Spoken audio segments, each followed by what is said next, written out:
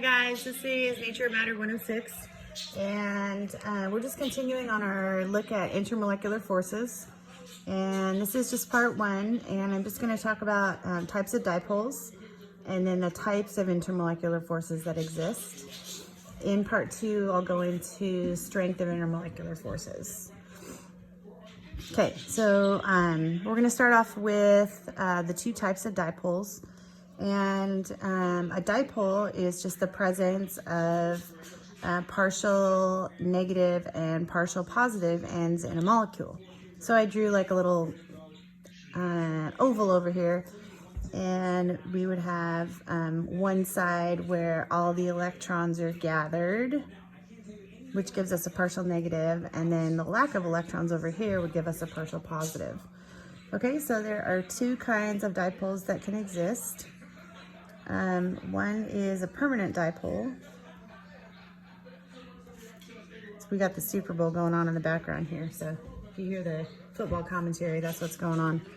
So a permanent dipole exists in, this is a dipole obviously that doesn't go away.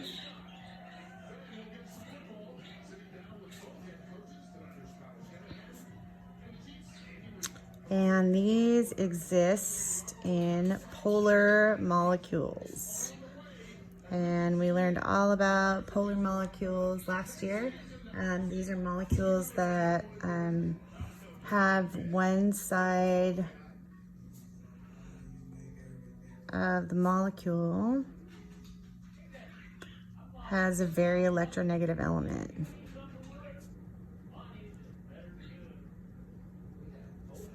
And pulls the electrons towards itself. So all the electrons kind of hang out on one side of the molecule. So these permanent dipoles exist in polar molecules. An example of a polar molecule would be like ammonia, NH3, where we have all the dipole vectors going towards the nitrogen because it's the most electronegative. So the molecule would have, if we were going to draw the shape of it, because it's trigonal pyramidal, we have our non-bonding pair of electrons, this would have a dipole vector that points upward towards the nitrogen. So this is the more negative side, and this is the more positive side. Okay, so because nitrogen is more electronegative, this type of molecule has a permanent dipole. Water is the other one. Another one that you would really want to know for sure is polar. So water is polar. Has a permanent dipole. Okay, and then the other type obviously would be a dipole that's not permanent. So we could do a temporary here, or an induced dipole. And a temporary or an induced dipole, we're going to talk about temporary first. So a temporary dipole is a dipole that exists because of just random gathering of electrons on one side of the molecule. And that's just due to random motion of the electrons.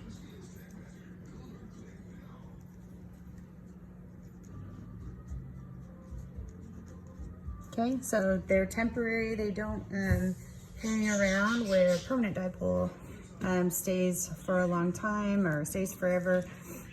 Because of the nature of the molecule. A temporary dipole just exists because electrons can shift from side to side. So we want to remember the electrons can shift slightly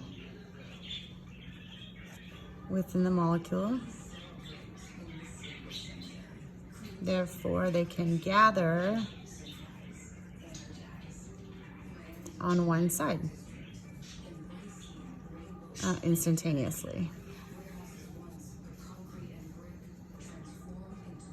creating a dipole. Okay, so that's a temporary dipole, and I'm gonna kind of do this because this all kind of goes together. Oops, drop my pen. Okay, so if you have a temporary dipole, you can also have an induced dipole. And this is a dipole that is forced into existence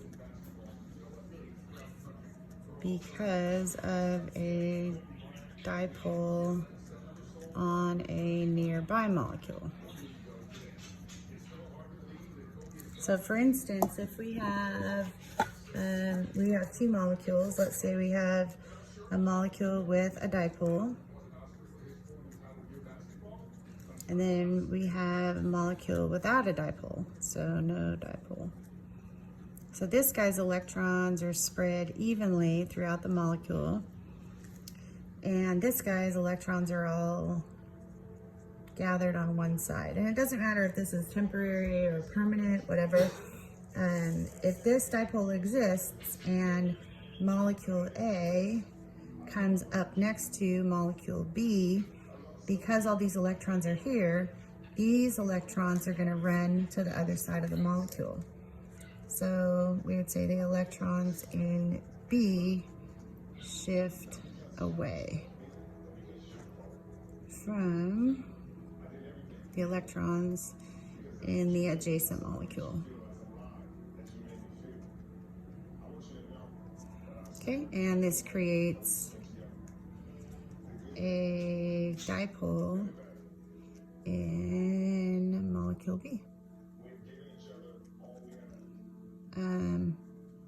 Also temporary, but we would call this an induced dipole because it was forced to occur. Okay, so you have permanent and temporary dipoles. Induced dipoles are a type of temporary dipole. So that's part one. Thank you.